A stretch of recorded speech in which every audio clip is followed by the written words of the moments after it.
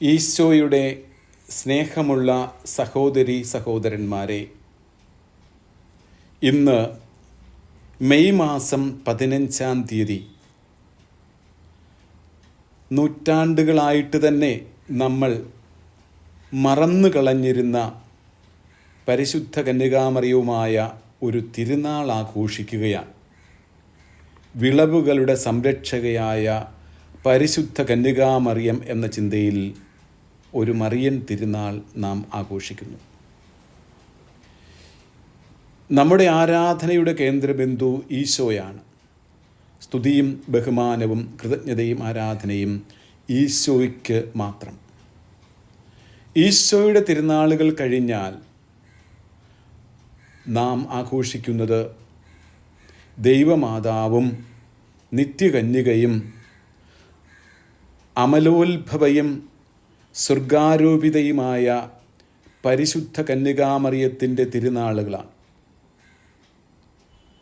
കാലദേശ സംസ്കാരമനുസരിച്ച് നിരവധി തിരുനാളുകൾ മറിയവുമായി ബന്ധപ്പെട്ട് ഉണ്ട്. ഇന്ന് നാം ആചരിക്കുന്ന തിരുനാൾ വിളവുകളുടെ സംരക്ഷകയായ പരിശുദ്ധ കന്യകാമറിയത്തിൻ്റെ തിരുനാൾ. അതിന് ചരിത്രപരവും ദൈവശാസ്ത്രപരവുമായ അടിസ്ഥാനങ്ങളുണ്ട്. 4-ാം നൂറ്റാണ്ടിൻ്റെ 2-ാം പകുതിയോടെ പരിശുദ്ധ കന്യകാമറിയത്തിൻ്റെ സ്വർഗാരോപണവുമായി ബന്ധപ്പെട്ട് നിരവധി ഗ്രന്ഥങ്ങൾ, ഐതിഹ്യങ്ങൾ, അപ്പോക്രിഫൽ രേഖകൾ ഉണ്ടായി. ഇവയെല്ലാം കൂടി അറിയപ്പെടുന്നത് ശൂനായ ഗ്രന്ഥങ്ങൾ അല്ലെങ്കിൽ ശൂനായ വിവരണങ്ങൾ എന്നാണ്.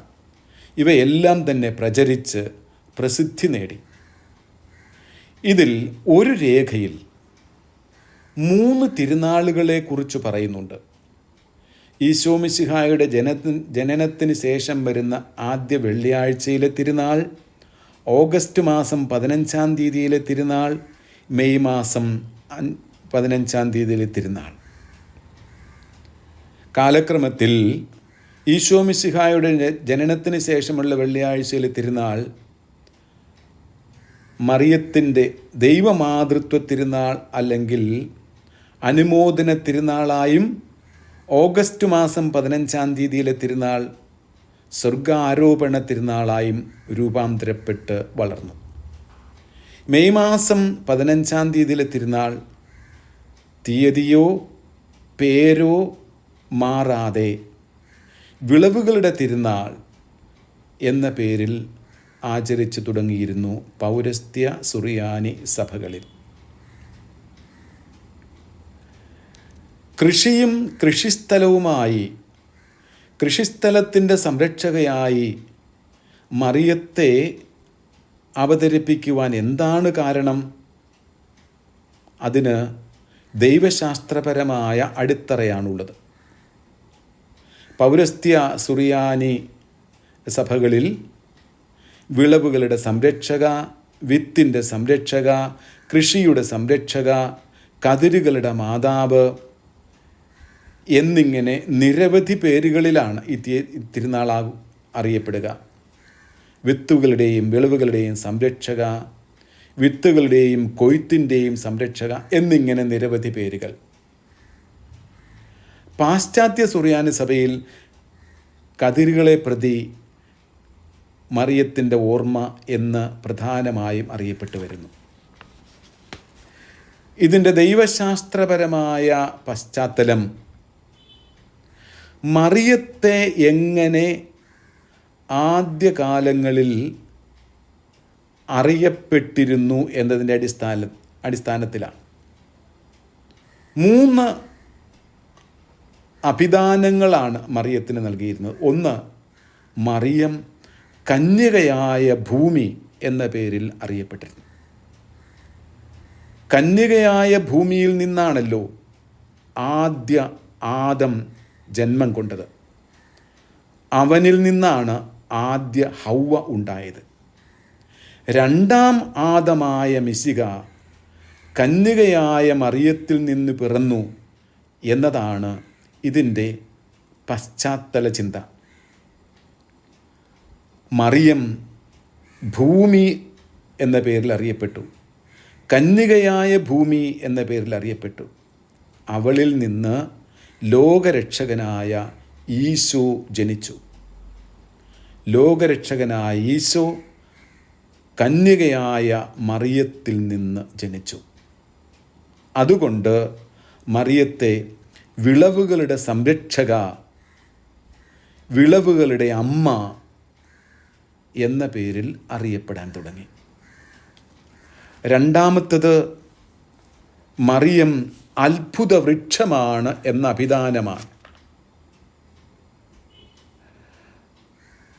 ആദ്യ പർദീസായിലെ നന്മ തിന്മകളുടെ വൃക്ഷത്തെക്കുറിച്ച് നമുക്കറിവുള്ളതാണല്ലോ.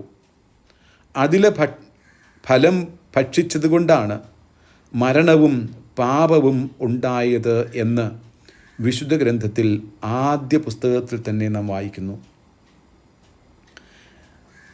എന്നാൽ അത്ഭുത വൃക്ഷമായ മറിയത്തിൻ്റെ ഫലമായ ഈശോ ജീവൻ്റെ ഉറവിടമായി തീർന്നു. മരണത്തിന് പകരം അവൻ ജീവനായി, പാപത്തിന് പകരം അവൻ രക്ഷകനായി. ജീവൻ്റെ ഫലമായ ഈശോയ്ക്ക് ജന്മം നൽകിയ അത്ഭുത വൃക്ഷം എന്ന അപദാനം മറിയത്തിന് നൽകപ്പെട്ടു.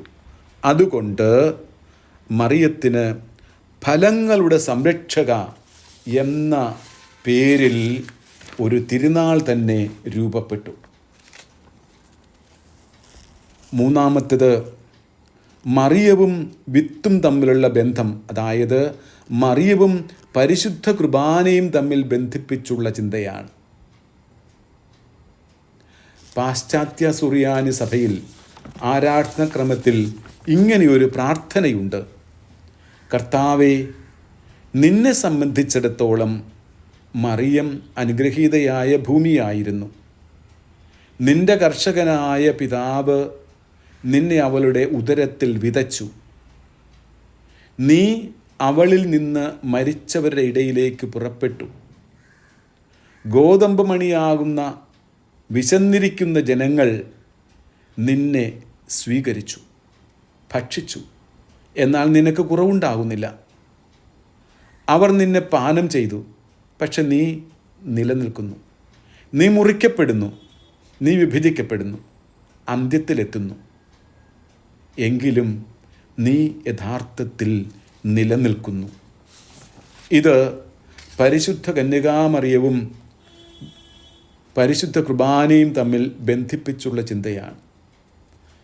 പരിശുദ്ധ കന്യകാമറിയം ഗോതമ്പ് മണിയാകുന്ന രക്ഷകനെ ഹൃദയത്തിൽ, ഉദരത്തിൽ സൂക്ഷിച്ച് ഹൃദയത്തിൽ വളർത്തി ജന്മം നൽകി. അപ്പമാകാനായിട്ടുള്ള ഗോതമ്പ് മണി അവൾ ലോകത്തിന് നൽകി. അതുവഴി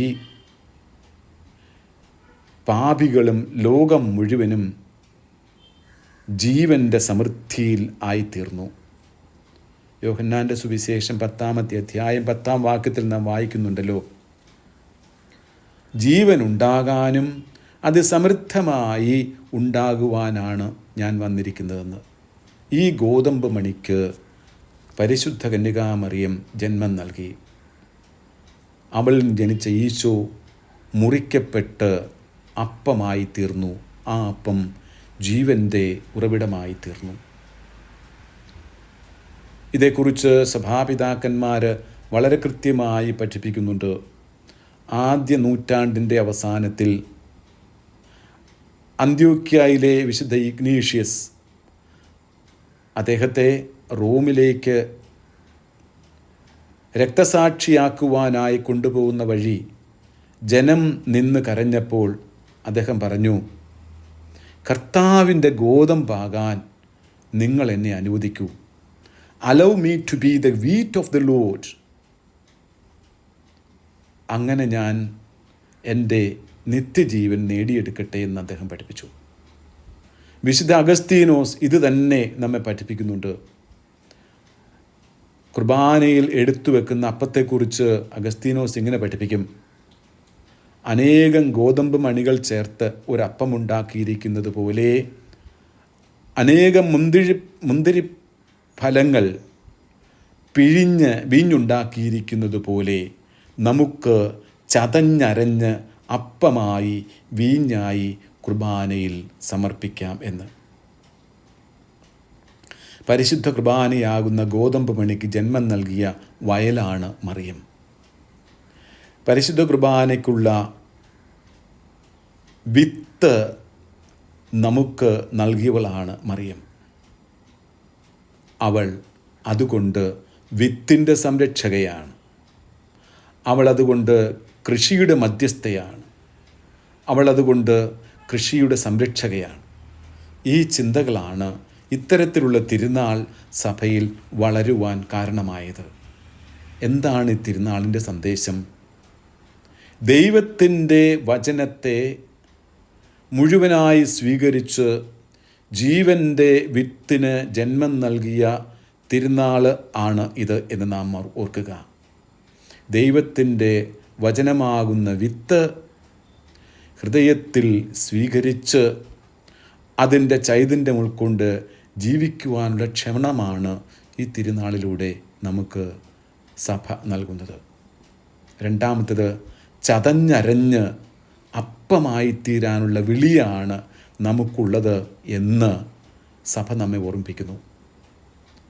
എന്നും വിശുദ്ധ കുർബാന അർപ്പണത്തിൽ സ്ഥാപനവാക്യത്തിൽ നാം ഇങ്ങനെ കേൾക്കുന്നുണ്ടല്ലോ, വൈദികൻ ഉച്ചരിക്കുന്ന വാക്ക്: എടുത്ത് വാഴ്ത്തി വിഭജിച്ച് നൽകി. 4 ക്രിയകൾ എടുത്ത് വാഴ്ത്തി വിഭജിച്ച് നൽകി.